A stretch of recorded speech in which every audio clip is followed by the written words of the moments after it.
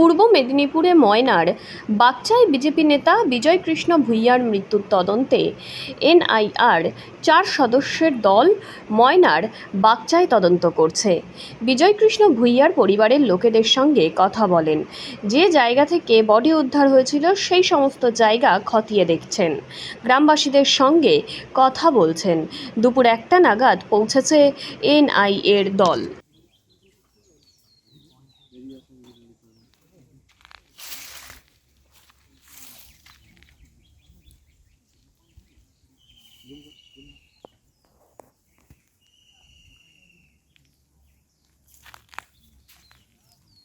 আজকে NIA team এলো, তারা কি দেখলেন বা কি বললেন? তারা এসছে, তার তদন্তের ব্যাপার তাদের উপরে নির্ভর, তারা কি করবে না করবে তাদের উপরে নির্ভর। এসছে মোটামুটি। আপনার স্বামী খুন হয়েছিল, সেই জন্য এনআইএ তদন্তের একটা দাবি করেছিলেন, কিন্তু এনআইএ তদন্ত চলছে, কতটা খুশি?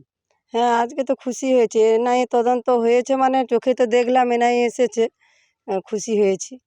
তারা কি এলাকা তো ঘুরে দেখলেন? এলাকা তো ঘুরে তাদের মতো তার ঘুরে দেখছে।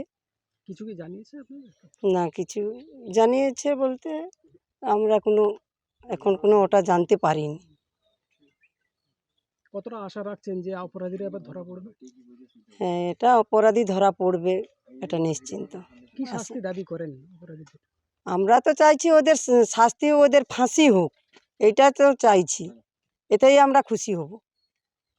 আপনার নাম? আমার নাম লক্ষ্মী ভূঁইয়া। এনআইএ দাবি ছিল এবং সেটা পূরণও হয়েছে এবং তারাও তাদের কার্যকলাপ শুরু করেছে, এসেছে, সবাই দেখেছো। আর বাকিটা আছে তদন্তের ব্যাপার। সে কারণে তদন্ত সংক্রান্ত কোনো ধরনের কোনো কিছু সিকিউরিটির ব্যাপার থাকে ও ব্যাপারে বলবো না। আর বাকি যা কিছু বলবেন বলুন। কতটা খুশি হয়েছে? তদন্ত এনআইএ তাদের অ্যাক্টিভিটিজ শুরু করেছে, এতে আমরা খুশি। তারপরে আরও খুশি হব তাদের তদন্ত প্রক্রিয়া সম্পূর্ণ করে দোষীদের যেন দৃষ্টান্তমূলক শাস্তি দেয়। মানে কাদেরকে ধরলে আপনারা খুশি হবেন বলে মনে হয়? একদম তো আপনারা জানেন, তারপরেও বলবো একদম আই উইটনেস, মার চোখের সামনে যাদের হচ্ছে, আমি নামগুলা এই মুহূর্তে আর বলবো না। আগেও জানেন, বলবো না কেন, এটা একটা সিকিউরিটির ব্যাপার আছে। ও পরে আপনাদেরকে জানিয়ে দেবো কাদেরকে। নাম? ঠিক আছে, নাম পরিচয়। আমার নাম প্রসেনজিৎ ভূঁইয়া, বিজয়বাবুর বড় ছেলে আমি।